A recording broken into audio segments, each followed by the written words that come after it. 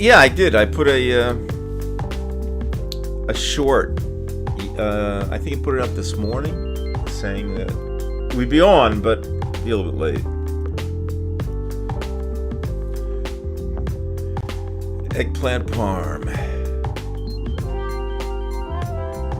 Yeah. Because I need energy to be able to do a show.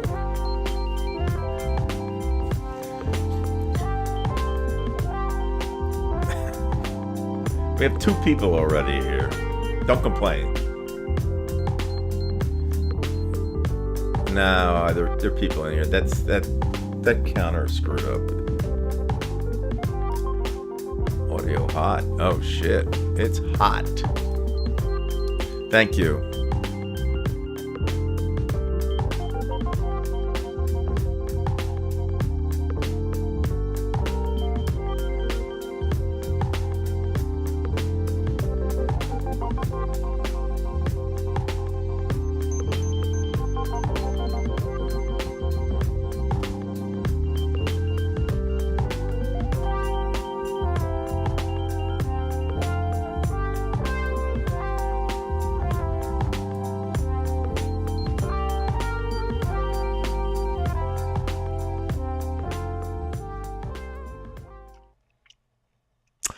No, this isn't a figment of your imagination. We are on late tonight. I did put out a short, I would say maybe 8 or 9 o'clock this morning, mentioning that we'd probably come on late. I had to go out to dinner. It took a while to come back, and well, but we made it.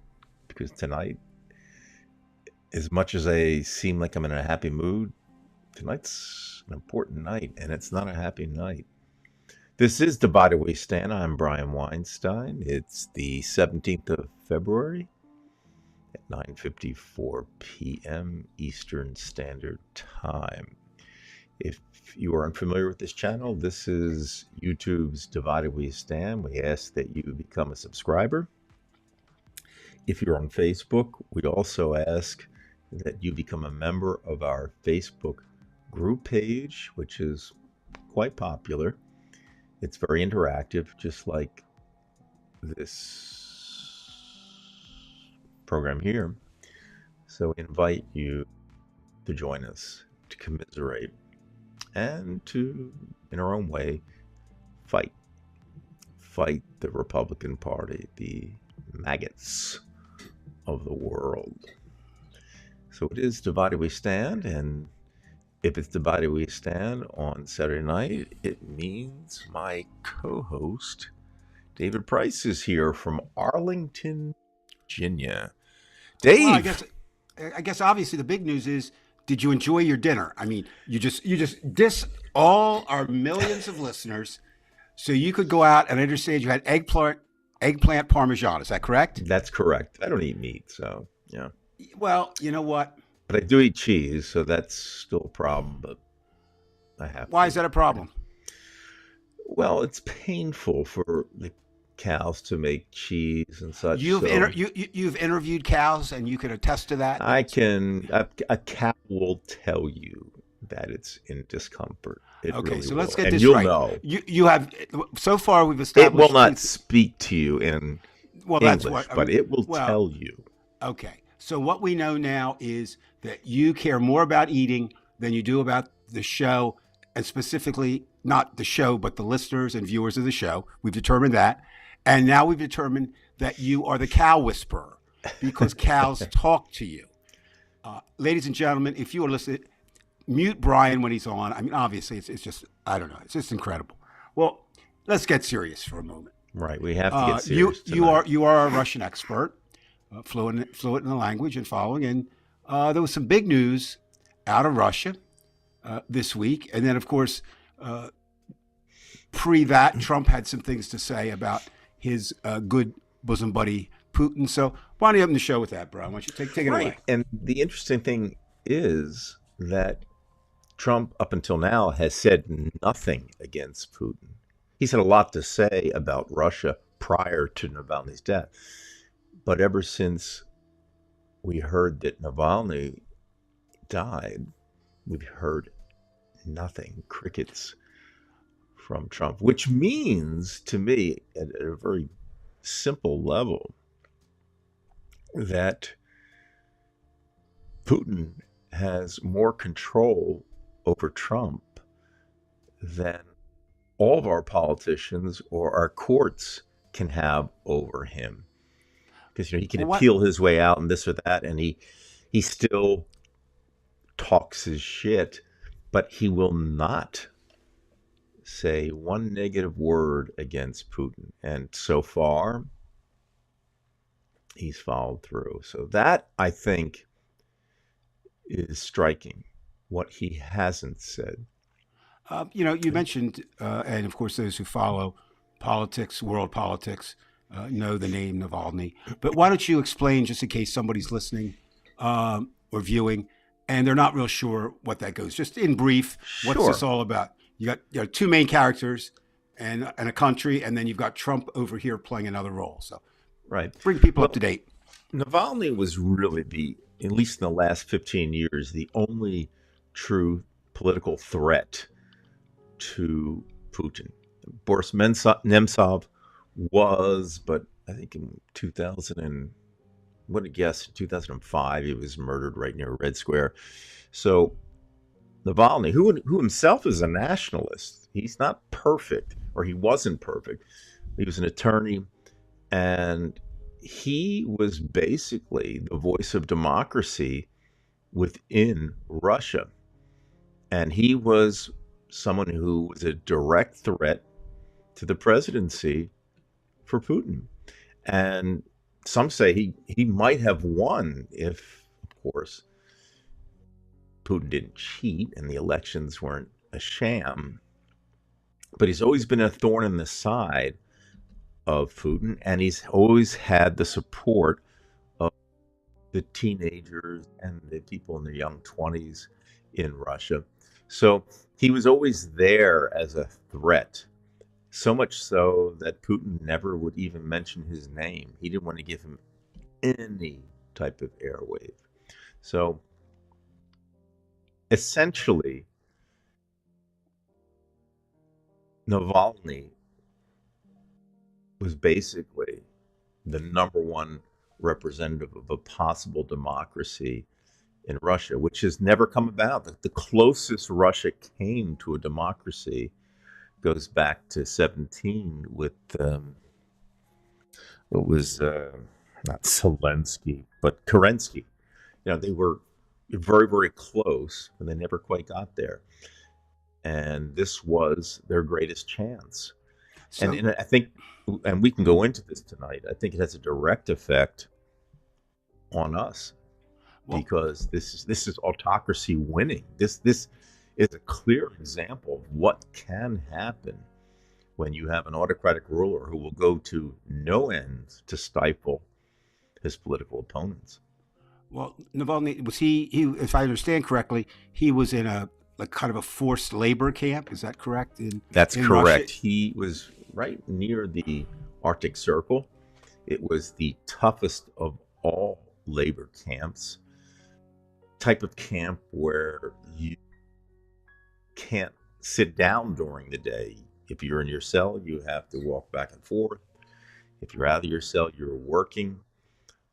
Who knows what the diet was? I would assume they were probably fed things like fish eyes and some type of bouillon soup, and that would be it. So, yeah, it was a tough situation for Navalny because, I mean, again, we can go into this, but he was kind of in the position that Mandela was in, and he had to make a decision, and he had to be willing to become a martyr, just like Mandela was willing to become a martyr.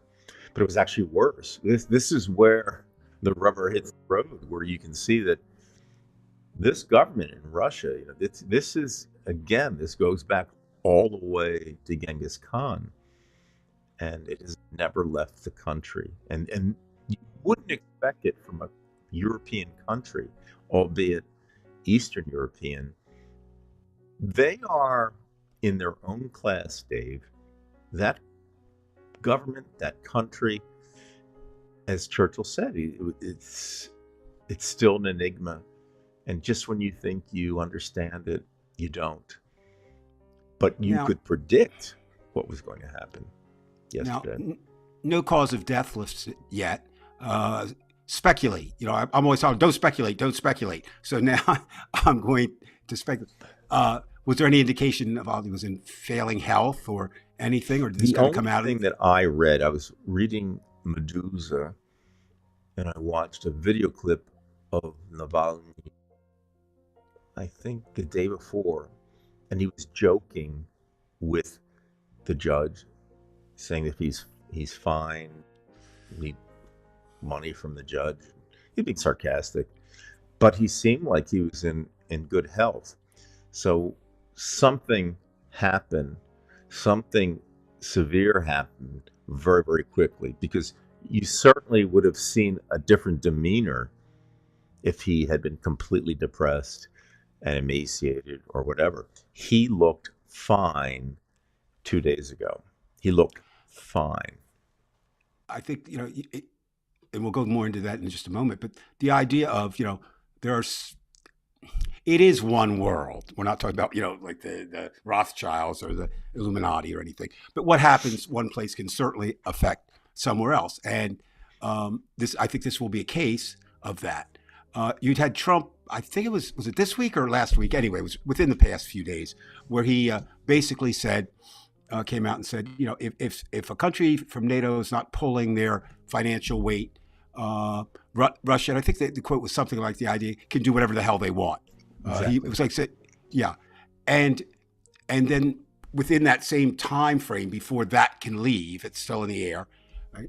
We have this. So, what impact do you think it will have on the campaign? I mean, does it affect Biden? Does it affect Trump? What's your take on it? Again, I'm just one person, and I appreciate your lauding me with my expert qualifications. I don't know that it's expert. I've just been there enough and just experienced it enough to have an intuition about Russia and what can happen. But I think politically this may help Biden, because the world knows that this was something that Putin, at the very least, could have prevented. And it is also something that we expected. And because of the cruelty of it and how he was treated in the past, we're talking about Navalny, there is going to be a lot of sentiment for Navalny and against Putin. I mean, it's obvious. So there is going to be political pressure to support Ukraine now more than ever, because they're going to say, look, this guy's he's killed the journalists, he's killed all the journalists who have spoken openly and been critical about the government in Russia, and now he's killed his number one political opposition. It's ironic, and I'm sure we'll hear a lot from the right wing nutcases, but also, Russia was in the news big time with Mr. Carlson being over there and interviewing Putin. Right. And all this kind of comes together now. There'll be people who put conspiracy theories together and all that. I mean, I don't usually I don't buy conspiracy theories. Not that there aren't conspiracies, but not in this case. But it will be interesting to see, how this plays out. Biden's already come out and made some fairly strong statements about the death and who to place the blame on, putting it on Putin. Trump, of course, is quiet. No question, he admires. It would be interesting, because I wouldn't trust Donald Trump if he were sitting here next to me talking to me. But I often wonder, does he doesn't study anything, but does he just have some kind of idea that Putin's a strong man? And I want to be a leader like him. Are you talking about Carlson? No, I'm talking about Trump. Where does this admiration come from? I mean, is it just something simple as, Russia's got it together? That's what I want America. Not that I want America to be, but he wants to be the American version of Vladimir Putin. Or this is where you're gonna look at me say, I don't know, because I've said this before in videos 5 or 6 years ago. I and this is not conspiracy. This is just, we knew that a lot of the Russian money was coming through the Deutsche Bank. We knew that's where Trump was getting his money. He never said word one against Putin. He has no problem going against anybody who gets in his way, whether it's Nancy Pelosi or Nikki Haley or Donald. But with Putin, nothing but praise. And it goes back to Helsinki when Putin didn't bring, I see Putin, Trump didn't bring his translator in. He basically let Putin bring his translator in, and then you have no record of what's being said. And then you had the meeting between, I guess, Lavrov was one of the ones in the Oval Office. Again, nobody's there, and I find that so suspicious. And there's nothing else that I can say, but I think there's shenanigans going on between Russia and Trump, and I believe Trump owes them. And normally I wouldn't say things like this, but we know Trump operates illegally. He operates like a mob boss. And who's the number one mob boss in the world? And that's Vladimir Putin. So Do you think, not that it matters, but it's kind of interesting. Um, I've seen it reported that Vladimir Putin is actually the richest man in the world. A, do you think that could be true? And B, do you think that in any way influences, Trump, or does Trump say, no, Putin doesn't have the money? Whatever. How do you view that? Is indeed Vladimir Putin, could he conceivably be the richest man in the world? Forget Elon Musk. Well, let's look at it this way. Look how many billionaires there are in Moscow. There's so many. In fact, there's more cash, American cash. Well, now they've taken it, but in the past, there have been more cash outside the United States than inside the United States, because you have a lot of petrodollars, and most people don't carry more than $40, $50 in cash at a time anyway in the States.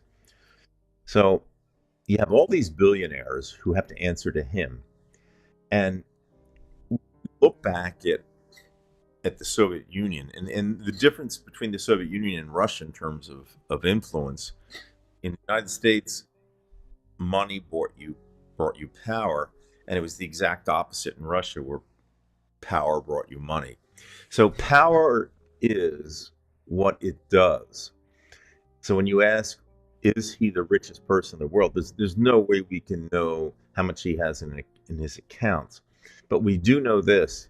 There's probably 50 or 60 billionaires in Russia, and they're all accountable to him. And even Khodorkovsky was the richest man in Russia, and he had to sit in jail, in prison for a long time under Putin. So Putin had the power over the richest people in the world.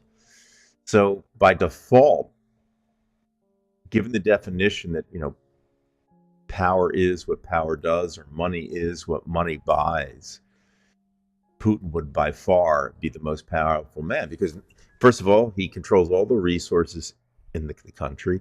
He controls all the communications. He controls the courts. He controls the media. He controls the military. And he also controls something like 12, 13,000 nuclear weapons. And who knows what else. So I would say by far, let's just say this, he's probably the most powerful man in the world. I don't know that they add up the numbers like we would. I don't think he needs to have the digits. I think he just has it. And the very fact that it can shut Trump up, not the greatest leader, but the American president is considered the most powerful leader in the world. And for Trump to be emasculated by Putin says something. And we're going to find out a lot more. Yeah, I don't want to give ammunition to the right-wing crazies, but it's just funny that Russia. I mean, obviously, it was in the news with Russia, Ukraine. Then, of course, we get the votes. Where the Republicans, who've long been, opponents of communism. I mean, that was the party, anti-communist party. they come around. Um, but also, Brian, which I kind of lost track of, and maybe Mhm. somebody listening, or maybe there was kind of a strange story out this week, before this, early in the week, about this secret weapon that Russia supposedly had Absolutely. that may be or may not be nuclear. Um, but something about controlling satellites. I mean, and Right. there was this big breaking story, like, this is terrible. And Congress said, we're gonna have a hearing, and they didn't have it. You know what I mean? It like fizzled out. That doesn't mean, I don't know what you make of it, but it's just odd sometimes. And what conspiracy theorists do is they'll put all this together and they'll come up with a package, right? Right.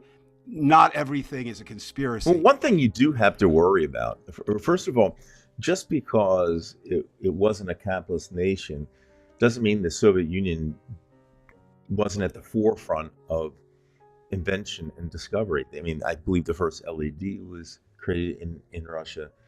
They were the first into space, obviously. The question was, could they mass produce whatever they were making? Even Mendeleev was, the father of the periodic table of elements. So they're certainly capable of great inventions. They have a lot of smart minds. They did have a brain drain. A lot of the Jews left Russia, the scientists. I forget who was, when Sakharov was like the nuclear, genius in Russia, but there was a Jewish guy. His name was like Loudon or something like that, but he was behind the scenes.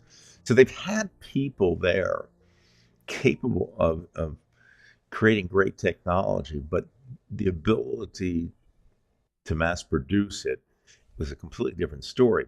So now we fast forward to what you're talking about.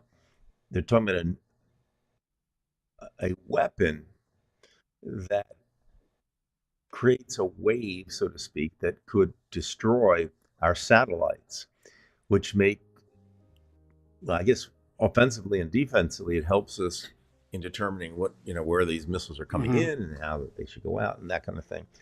I'm not versed enough to really tell you about that, but if they can do that, I mean, look, one of their hypersonic missiles is still by far the best hypersonic missile in the world. I mean, it still hit Kiev last week, and there's nothing we can do. Even with the Patriot missiles, this particular hypersonic missile, we can't stop it. And they've always prepared this type of defense against us. They make sure they have a way of dealing with us and putting out the knockout blow. And I think if Putin had the chance to destroy us with nuclear weapons or whatever, he would do it, and that's why we should take that seriously. Again, who knows certain things, but I've over the years I've read some things where actually, it goes back and forth. Who's our biggest threat? Is it China? Is it Russia? Back and forth. Um, I think, my take on China is that they kind of need us for a little bit longer. That Right. they need And us. they're more Russia patient and they're more reasonable and than the Russia Russians. doesn't. I mean, they can, they kind of, you know, we are the world. I mean, And they will have do that ego like no other country. right. They believe that they're all powerful and that the world should respect them more, and they want to prove it. They don't like second place. They don't even like third place. Right. The Chinese, as far as I can understand, I mean, it's still a communist country, but there is a certain reasonableness to them. Like they don't see that they have to go to war right now to take Taiwan back, even though they want it. Whereas Russia, they want to take part of Georgia, they do it. They want to take Ukraine, they do it. So, Brian, we'll end this segment, I think, with this question, me to you. Um, if you were given 5 minutes or less on national television to warn the American people of about Russia, okay, and the dangers it poses to America, what would you say?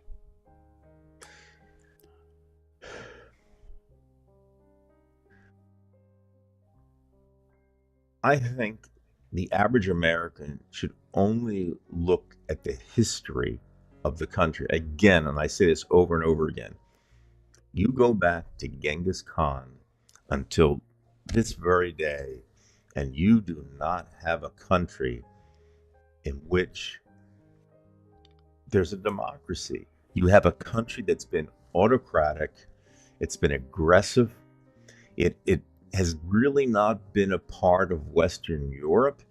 It is in this netherland between, you know, Asia and Europe. They've always been a very strange people with a certain mentality. That isn't to say that every Russian's bad. I'm not saying that. I know many, many Russians, great Russians, good people.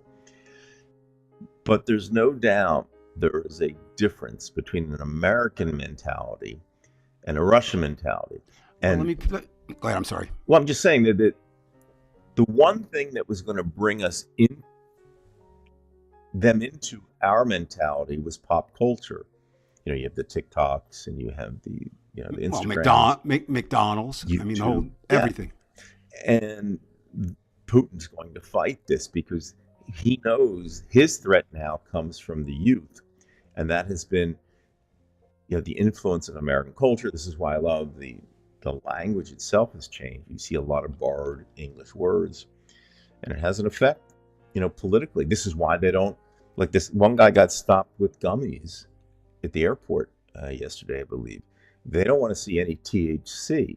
And the problem is, not only is it a threat to their industry for vodka, but, you know, they don't have any, you know, yoga was at one time banned in Russia because they felt that that type of mentality would lead to open thinking, which again was a direct threat to the Russians. So again, if there was one, if I had 5 minutes, I would say, you know, just look at that history and see how dangerous they were. I mean, they were allies in World War II, but if they were allies, they were just barely allies because Hitler was that dangerous.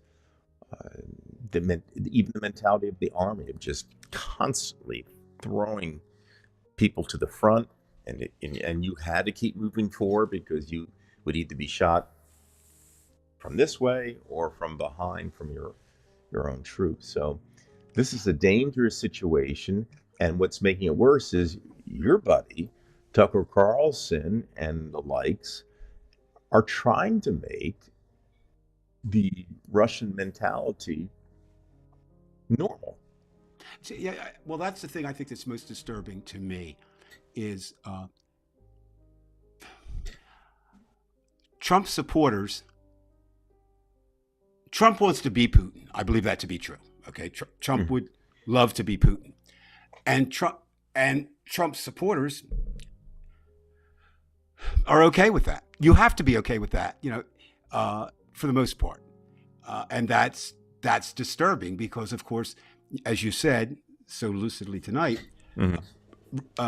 Soviet Union, Russia, well, Russia now, is about as far from a democracy as you can get.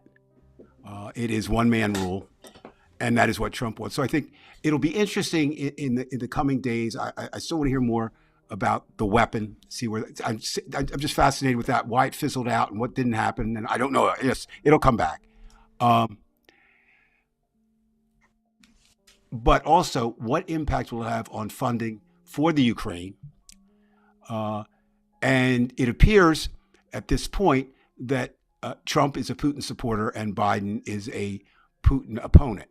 So how does that play out over the long run? Well, Brian, I said last week that it's going to be a long time and a lot. There's more news than we could deal with in 4 hours tonight. Oh, this was, you know, brutal this week. And this is just another week. It's just another week. I mean, there's things. So I'm going to give you a choice. I did some research and got my thoughts together on a few things. So you pick where we go first. We could look at Trump's week. That's always good for a little bit. We could do the Super Bowl and say farewell to football. or we could look at politics in general, like kind of a miscellaneous category of things going on. Which one you want to go with I first? think I want to just go with Trump and his week in the All right, courts. let's get rid of Trump. All right, so the civil suit, the judge rules, and the actual civil fraud penalty was $355 million. Okay, now when you start assessing other fees, there's projections that will actually turn out to be $450 million when it's said and done. But whether it's 355 or 450, it's a major thing, and a lot of people don't understand it. So I said, well, what can I say that basically what he did? One of the worst things he did, he overinflated his properties. All right, said they were Right. worth more than they were, He and overinflate falsely, and underinflate, right? whatever Dependent, helped him out that whatever moment. would benefit, right? And I thought this was interesting. I ran across this. Okay, so when I say he, of course, it means his organization. His organization valued Mar-a-Lago at $1.5 billion. Okay. Now, to put that in perspective, Buckingham Palace, which is about 25 times the size of Mar-a-Lago, is worth 1.3 billion with all its history. So obviously, you know, it was. So it's really, it's a pretty hard case if you don't follow, the money, if you will. But that's basically what it boils down to is he was a crooked businessman.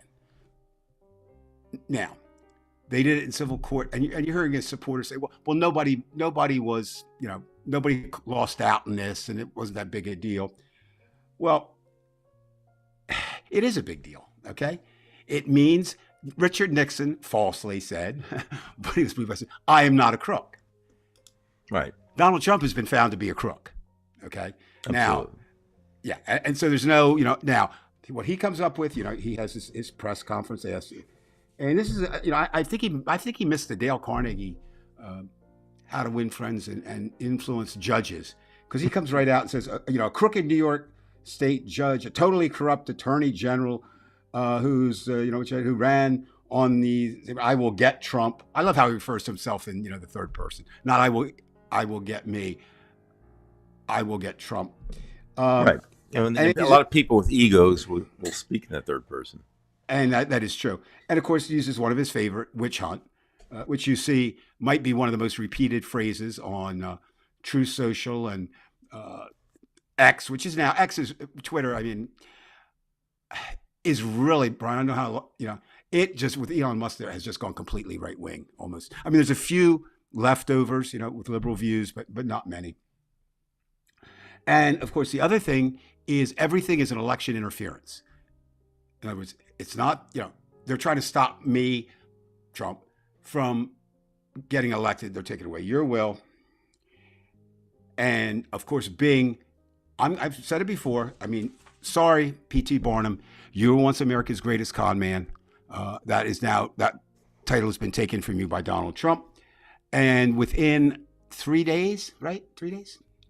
3 days, there's already been established by a billionaire, or the wife of a billionaire, a GoFundMe campaign for Donald Trump to pay his $355 million or $450 million. I'm just at a loss. But if you believe in Trump, you believe in what he stands for, I guess you send him money. Think about that logically. He claims he's one of the world's richest men. He's not, but he has more money than you and I. Okay, there's no Right. question about that, and he has access to money. So, what does that? You feel? The logical thing is, well, use your damn money.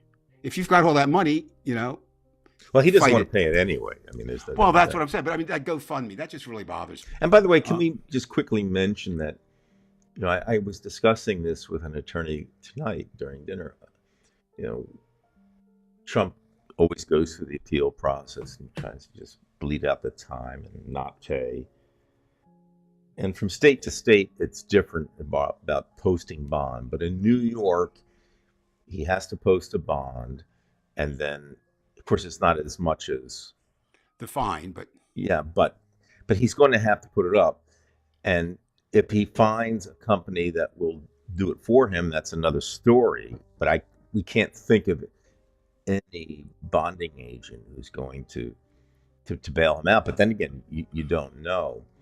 And then of course they can put a lien on his properties, and so he's in a little bit more trouble with that. Well, I think Unless yes. he finds a way, Well, because he is what he'll going to do. appeal, Well, and yeah, he may and, even and decide, I just won't pay it. And again, nobody knows how long the appeal process is, but there seems to be kind of a consensus that it could be as long as 2 years before any kind of final verdict, would actually be, this is the end. Which Now, means he has to win the election. well, yeah, and of course, sometimes it's funny because he actually did at a impromptu press conference. He said, "Of course, we want to delay."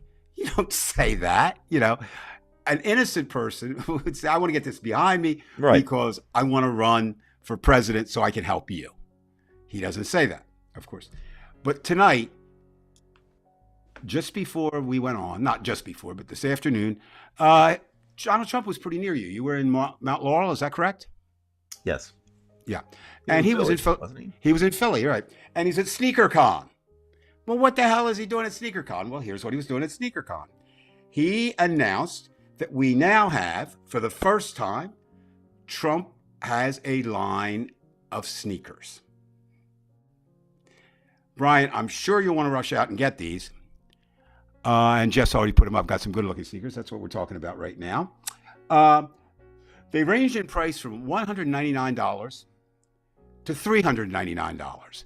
Now, Brian, you're going to want to spend the $399, I'm sure, to get your pair. And what that is, it's gold high tops with a giant T on them.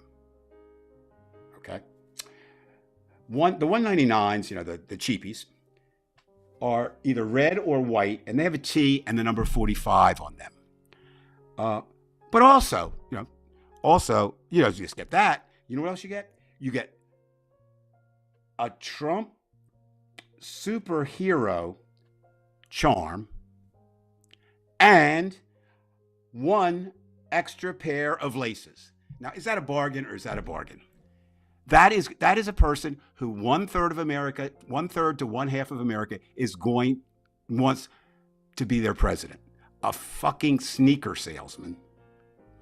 Now, interesting enough, it's not his brand of sneakers. He licensed his image and his name to a company that's doing that. So in this case, if it was his, he would get the whole, get the made in China for $1.14, and then, but this way he'll still get a percentage of it. How much more, can we take? So we've got the civil trial now. The one that seems to be the one that's going to start, it appears at this point, is going to be the Stormy Daniels payment for sex, and a lot of people miss that. They really do. It's not that complex, but I don't care who I had sex with. That's between him and his wife, and there's a point of that. Okay, there's a point to that. I got that, but he used money to buy government, money that was not his personal money that came in from other sources, for hush payment. And so that will be the one that's scheduled for March 25th. My birthday's on March 26th, so hopefully Stormy will testify. She does say she's going to testify. You've got Michael, you've got his former attorney, Michael Cohen. And Cohen's been right pretty much everything. I think he's so. Been right on. Now, what will happen, of course, is most experts felt that this was the weakest of the four cases, right? But if it's going to be the first, that can still be very, very, very interesting. Well, he's lost two already. And what happens is the fact too, that case. He cannot pardon himself because it's filed in the state of New York. So because it has to be a federal case. We're still waiting on the big trial would be the January 6th. That's going to be a long time coming because they're still waiting for the immunity. Does Trump have immunity? As president, and that will drag on for a while. So I don't really see that coming into play before the election. In fact, we've got the civil case, which came in this week. And you've got the Stormy Daniels. And now we go to the one where it seems like, when they say the Teflon Don, Teflon Don Trump, nothing ever sticks. What a mess Georgia is. That's just a microcosm of where we are. Look, Fani Willis, as a prosecutor, has a tremendous track record. She's done a whole hell of a lot of good putting bad guys away. I don't know. Of course, it's a he said, she said situation. But it does appear at some point she and the person she selected to be her lead prosecutor in this case were involved romantically. That does seem to be true. What's being debated is the actual time. Was it before? Was it after? And people hear these wild numbers. What was it? $635,000. I think he's been paid so far. Well, that's not that outlandish with that kind of trial. You know what I mean? It's just, it might be if you were looking at some ball player getting $42 billion or something. I mean, that's outlandish, but it happens. So Ms. Willis goes on, they have the hearing. She did a good job at one point of turning around. She said, look, this is not about me. This is about, election interference and trying to overturn the will of the people. Whether she will emerge, it seems to be, if you read and try to piece it together, I think she may have to disqualify herself. She may. I don't know. It may not. It depends on what the laws in Georgia are. It depends on what time frame is believed. And there's really no good guys and bad guys in this sense. It came out of a bitter divorce. Wade was divorcing his wife, and they say it's really bitter. And then the lead testimony claiming that the affair started before, right, came from a disgruntled employee of Miss Will's office. And the legal community, even in a big city like Atlanta or Fulton County, they kind of, they always have these ties. So apparently the judge who was there worked with Fani, I guess, for 4 years or something, and he didn't feel he needed to recuse himself. But of course, in the public's mind, and this is, again, we don't know how it plays out. But I do think, just like we talked last show, and we've talked a couple times briefly, it's like with Hillary's emails or, Bill Clinton getting a blowjob from Monica Lewinsky. It's one thing if you're Hunter Biden and you're a junkie, which he was, okay, he was a junkie, and you fuck up. But it's another thing if you're not and you do. And I'd have to put this into it's sad it happened category. I really did. And I don't know, it was interesting. It's just we're just getting so many bizarre things. Her father testified. You knew that, right? Yes. Because part of the thing was that she said she paid Wade back, but she paid him in cash. Right. And people said, "Wait a minute, you had $10,000, or you had whatever laying around," and her father said, "Well, it's a black thing," and I'm going like, I don't know what that means. I mean, I do know what black thing means, but now I do know, like, for example, my uncle, who was a child of the Depression, he really never believed in banks. So he kept his money. There are people that do that. I don't think Fani Willis is one of them. Other collections, though, too. Didn't Well, there's just talk about that one. No. But Uncle Norman, he didn't believe in banks, so he kept his money. And sorry for bringing that up there. Had other hidden places. But my point is, the tragedy, if you will, looking. I've got to stay on the page. Looking at it this way is the fact that it does blur the case. Would you agree, Brian? I mean, no matter what, the Georgia case is now blurred. Yeah, there's a sense of sloppiness in it, and I don't like it. It still doesn't. I don't think it disqualifies her unless there's an outright lie under testimony. That's a problem. You can't expect others to tell the truth if you can't do it yourself. I think that's kind of where what it is. It's kind of what Ronnie keeps saying is, like, why is it, we've got the upper hand ethically on these people, but there's always somebody that in the Democratic Party that does But do we? something and it ruins Well, because politics is a dirty business. it. It is Power. You can go either way. Money, when um, the Bible, for those who believe in it, it gets misquoted. Money is the root of all evil. That's not what it says. The love of money, meaning when you substitute that, and then you've got the love of power, and it comes up. Yeah, Anthony, it is. But again, remember what he did. I did not have sex with that woman. So yeah, see again, it's fine what you do, all right, in terms, but when you do it and lie or pay off the hush money or do it and get caught, then it's another story. And so many people just, they don't go past that. And that bothers me. I think, you have to look at the whole thing. Look, is there racism in America? Undoubtedly. Is Fannie Willis a black woman? Undoubtedly. Is there misogyny in America? Of course, right? So you've got all that leaning into it, but that doesn't mean that that's a get out of jail card free either for behavior.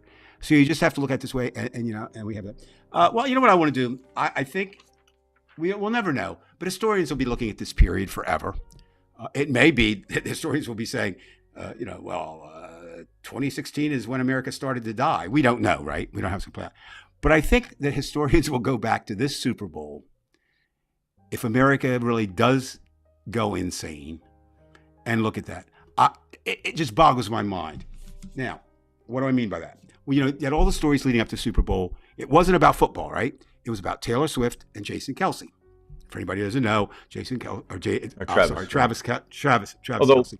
Jason has something to do with it, No, but it's Travis. And to set the stage for anybody who doesn't follow football, Travis Kelce is a really good, will be a Hall of Famer tight end, arguably the best tight end receiver in football today. No doubt about it. And Taylor Swift, who got Times Person of the Year 2023, is a super celebrity ranking up there with the Michael Jacksons, right? I mean, that's where she is.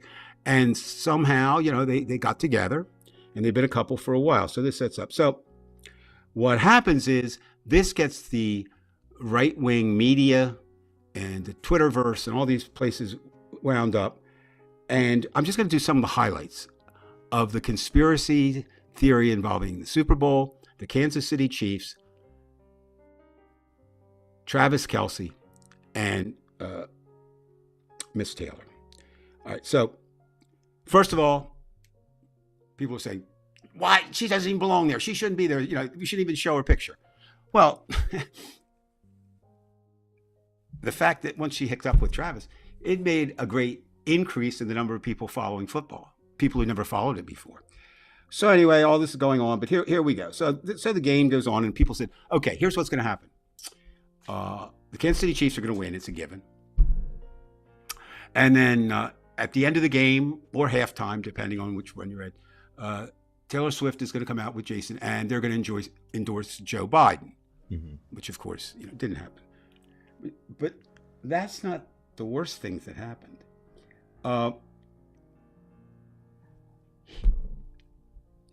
At the end of the game, it just works out that Patrick Mahomes, who again, I would argue right now, that as long as Tom Brady is no longer playing, is the best quarterback, I think, established. And Kansas City's won, 3 Super Bowls, right? 3 of the last four, or 3 of the last 5. And Mahomes is the real deal. He passes for 333 yards in the game, right? That's fact. The Chiefs won by 3 points with 3 seconds left in overtime.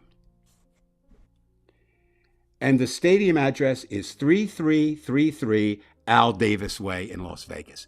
And there was a whole raft of these numbers, and that's that can't be, and I don't know if they added the 3s and somehow came up with 6. They were even off. I mean, they're not numbers. They're not the same numbers. Where do you get that? You got 333 and 3 and 3333. They're different numbers. They just have 3 in it. If anything, that's not representative of the devil conspiracy. That's representative of the Holy Trinity, right? which nobody comes up with. Then it continues throughout the week. There was a lot on this. Do you believe Taylor Swift is a man? If she's a man, she's a damn good-looking man. She ain't a man. But they actually altered. I don't know if you saw them, Brian. They actually altered photos of her having an Adam's apple. Hmm. And what Wendy Williams too. And what they said was, and the catchphrase, you know, it's got to have a catchphrase, is, if you've got an apple, you got a banana too. Huh? Okay. Then we get to the halftime, and that caused a whole separate idea of controversy. Do you know who Ice Spice is, Brian? No, I don't. Sorry. Well, she's one of the Spice Girls, and they were big at one time. And anyway, she's sitting there with Taylor in the box that Taylor was in, and they showed her making hand gestures that associated with satanic symbolism, and she was wearing an upside down cross. Now, okay, which then said that then we got the religious side saying, with the political side saying it's all fixed for Biden. Now we've got a religious side saying it's actually a satanic ritual. And you're going like, And I don't know if you remember, you know, I mean, there's been a lot of times, you know, satanic in music, but then it gets even worse. Now try this one on for size.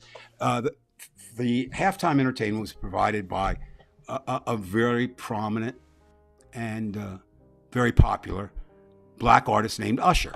That's his name. Okay, I mean that's his name. And so, coupled with the Ice Spice being satanic, they said Usher was chosen because it was ushering in a new age of evil. Huh? What? But we don't stop there, because Usher, and there was a scene where he had a song about fire, and it looked like it was a fiery pit, and then somebody recognized what was it? The Illuminati sun symbols, and it gets even weirder. He had a guitarist, a female guitarist, play a few notes, and they said she had horns on her head. She had red bows.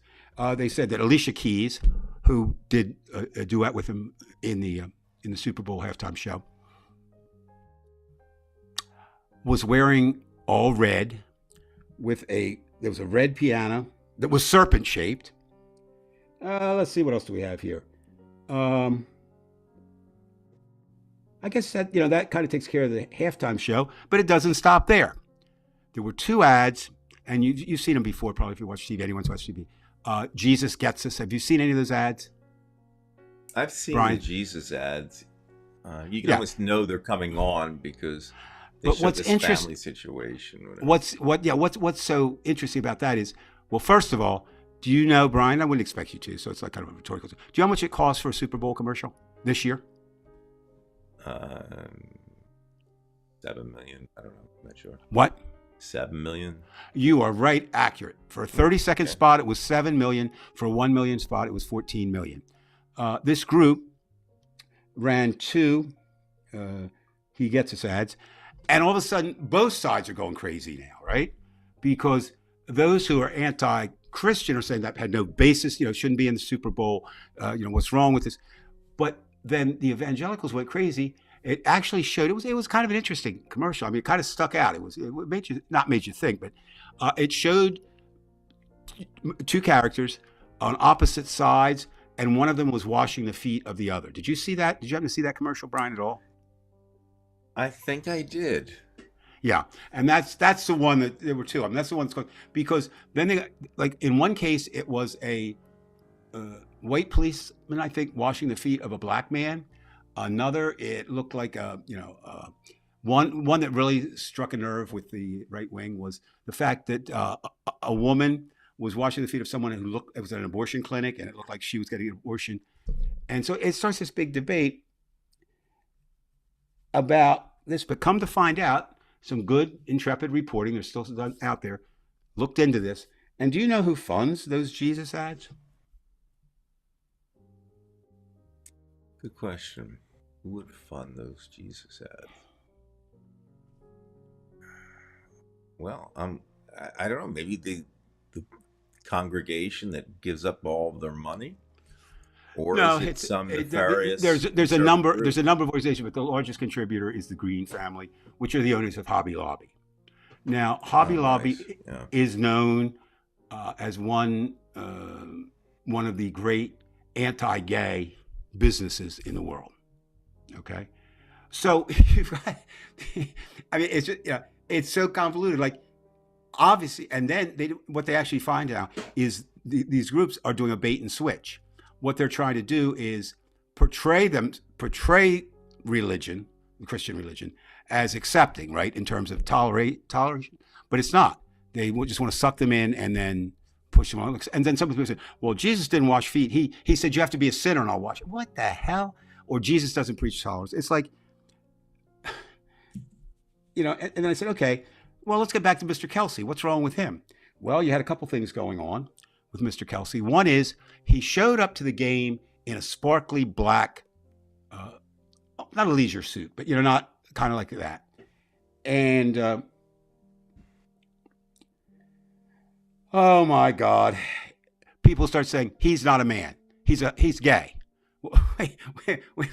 Taylor Swift is a man and J.C. Kelsey's gay, and you do all this by, and then in the game, I don't know if you saw. Did you see the confrontation? He had a confrontation with his coach Andy Reid on the sidelines, and I did see that. I'll say this personally. I think it's ridiculous that we make athletes into role models. Athletes are flawed. They're flawed. I mean, they're Well, I think AJ Brown. This is going on a tangent here.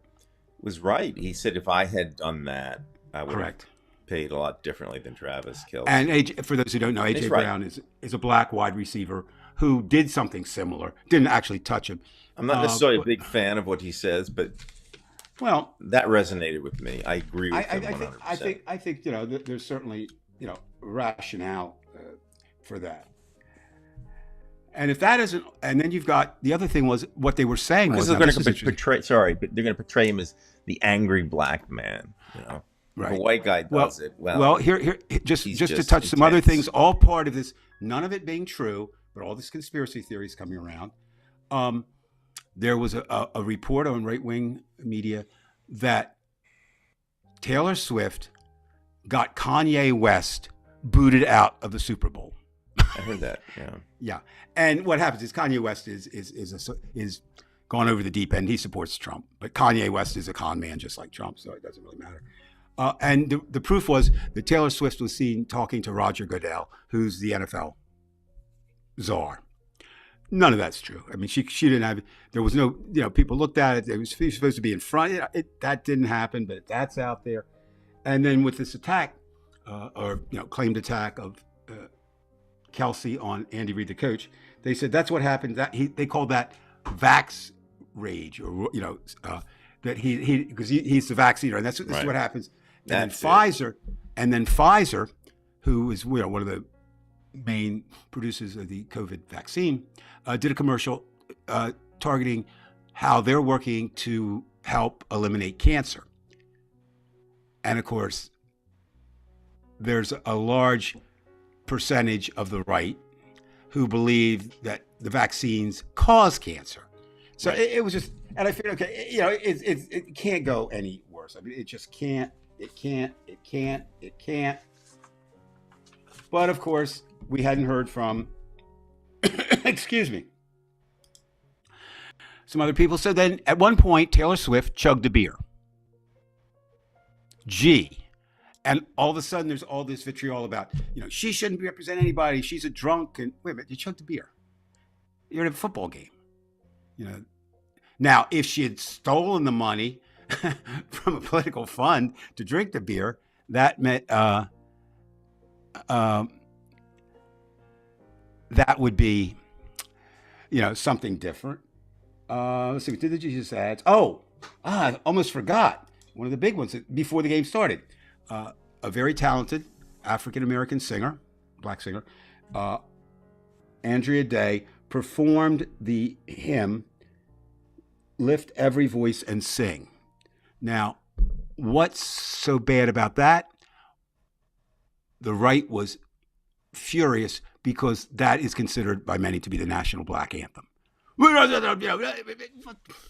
What difference does it make? There's only one. There's only one national anthem. Okay, sing whatever else you want. I mean, that's fine. You can have a black national anthem if that's what you want. But of course, that sets them off. And I said, so finally the Super Bowl is over. A couple of days. I think it's going to die down. But we have two final things to talk about before we leave the Super Bowl. One is back to your favorite president, Donald Trump. Donald Trump has to speak out on it, right? And he said, and this was referring to Biden being endorsed by Taylor Swift. He says, and I want to get this right, so I'm going to read it. I signed the Music Modernization Act. Joe Biden didn't do anything for Taylor and never will. For those who don't know, it was a small thing that he signed about royalties for things. She doesn't get her money from royalties. She gets her money from touring, as everybody else does. But anyway, and he goes on to say, there's no way she could endorse crooked Joe Biden, the worst and most corrupt president in the history of our country, and be disloyal to the man who made her so much money. Now, what's wrong with that statement? There are a couple things. First of all, she already has endorsed him. She endorsed him in the last, in the last election. She endorsed him. She probably endorsed him again. I hope she does. It may help with younger voters. The other thing is, I think it gets to his belief. I mean, I really do think he believes that. I made her money. That's more important than anything else. So she'll vote. She wouldn't go against me. And then Brian comes to my favorite, my real personal favorite of all. I said, they can't go any further. Well, I was wrong. What do I know? A televangelist from Arkansas claims Satan, you know who he is, right, is engineering Taylor Swift's marriage to Travis Kelce so she can give birth to the Antichrist and launch the apocalyptic 1,000-year war against Christ. Mic drop. What's to say, Brian? That's who's going to elect Donald Trump. If he's elected, all those things, you think things are bad now, they're going to be worse. Right. And which is why everything counts. Everything is important. Now, remember when I talked about just a moment ago about the lift every voice and sing? Guess who came out against that? And now we're going to move to some just political random hits this week. Your favorite Florida Congressman, Matt Gaetz. Well, Matt had his own problems. You see this week, the allegations of sex with minors resurfaced. I don't know if you saw that. It's back. There's a new investigation, some new testimony. So maybe Mr. Gaetz should worry more about himself than who sings what at the Super Bowl. You've got some other news, just to touch base or so much. Did you see where Joe Manchin won't run? Yes, I did see that today. He's gonna, he was thinking about, it was talked about. In fact, even as recently as a couple of weeks ago, it was talking about some kind of deal, Manchin and Romney. It won't happen. Unfortunately, Brian, we always touch on this. Again, look, Americans can vote for whomever they want if they're on the ballot, or they can write in whomever they want if they don't want to do that. Right. But I will go on record as saying most every vote for an independent candidate or a third-party candidate is a vote for Donald Trump. Whether it's Bobby Kennedy, whether it's Cornel West, whether it's Jill Stein, it won't be Manchin now. We finally get to, Congress is just completely dysfunctional. But, they did finally did something that I think is horrid. They, for the first time in 158 years, the House voted to impeach by 2 votes or 3 votes, whatever it was, along party lines. Alejandro Mayorkas, who's the czar, of the border. And the problem with that, Brian, is very simple. It is clear that an impeachment is for malfeasance or misfeasance. And this is just a policy dispute. So, that's going to open up a brand new world every time. Every time now, one way is, I don't like what you're doing. We're going to go for impeachment. If you have the numbers, you will do that. And your former favorite disgraced congressman, I don't know if you saw that, the George Santos, whose seat was vacant. A Democrat won that. Now, it's not that surprising. It was more surprising that Soros run. But there are some, even though each week we kind of go, well, man, it's not looking good. I think this week, if I had to say, maybe it was a better week for Biden than it was for Trump. How do you fall on that line? Me? Yeah. I You think it think? was a better week. In the end, it was a better week for Biden. I think. Um, I mean, it didn't look good with Fannie Willis, but she handled herself fairly well, and I think it'll be difficult for that judge to disqualify her. I think with what happened with Navalny, in the end, is going to convince a lot of people that we have to deal with Russia. And the very now again, most Trumpers aren't going to think about what we were talking about. The fact that Trump says nothing about it, and the fact that Carlson, you know, gave that lame interview, and then that's right around the time that Trump, as you had mentioned, he's saying that that Russia can do what the hell they want. I think in the end, it was a good week for Biden. The economic numbers look pretty good. Um, yeah.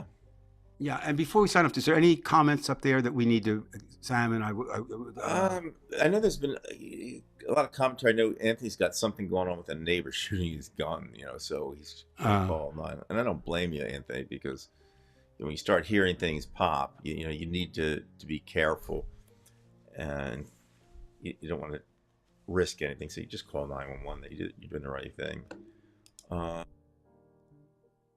That's But most people, obviously everybody here is anti-Trump. Well, that's something I didn't comment on that I should, because it's become just part of Americana. Kansas City Chiefs have their parade, and 21 people get shot, one fatally Right. and 20 some seriously And wounded. I think the high school kids were doing it. It was some kind of, but it doesn't matter. It just doesn't matter that in America, and that used to be a really cause that I worked for a lot, was trying to get realistic gun regulations. Man, you can't do everything. So right now, I put my effort into trying to stop Donald Trump, because that also would work. We know that he's going to do nothing except make guns more available. Right. So, America, it's gun crazy. I mean, what do you say? I mean, I've, a lot of friends still work, and I give them great credit, but I'm afraid that ship has sailed, and the NRA is non-existent anymore. Mhm. But it's burned into people's minds. Guns are sacrosanct. That's not what the Second Amendment says. It had nothing to do with personal ownership of guns. It had to do with a militia, and that they could keep their guns from that. But anyway, Mhm. well, I see by the clock on the wall that we're actually about out We're of out of time. time.